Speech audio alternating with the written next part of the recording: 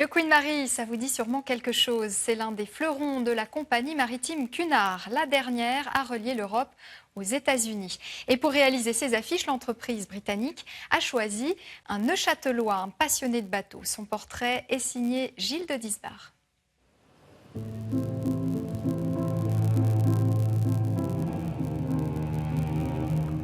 Dans cet atelier à Neuchâtel, un parfum de nostalgie et l'odeur de la mer. Ça, je crois que c'est pas un hublot, je crois que c'est le feu de navigation. Le fait de connaître un peu les bateaux, ça aide aussi. Un peu seulement, Marc-Antoine Bombay est bien trop modeste. Voilà 10 ans que ce graphiste illustrateur dessine les mythiques bateaux de la compagnie Cunard. Peut-être que les noms des bateaux eux-mêmes sont plus évocateurs. Le Queen Mary, le Queen Elizabeth, maintenant le Queen Victoria. Des illustrations directement vendues dans les librairies de ces paquebots, les derniers à relier encore le vieux et le nouveau continent.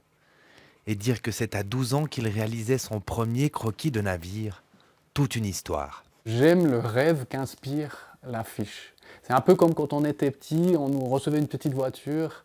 La voiture était dessinée sur le carton et ça nous faisait rêver.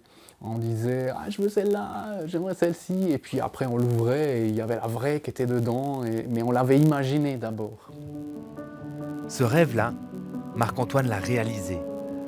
De ses dessins, il a pris ainsi le grand large et compte aujourd'hui plus d'une dizaine de traversées transatlantiques. Par chance, cette compagnie cultive son passé.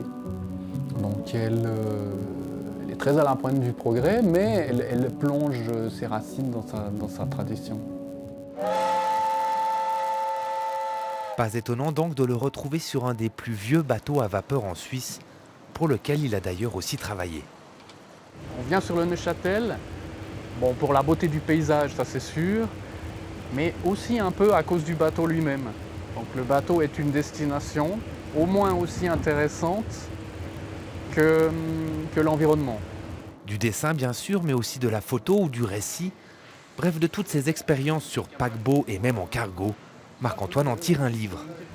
Je me dis toujours la prochaine croisière, prochaine traversée, je reste à contempler et je ne fais rien et je n'échafaude rien, mais il ressort quand même toujours une idée.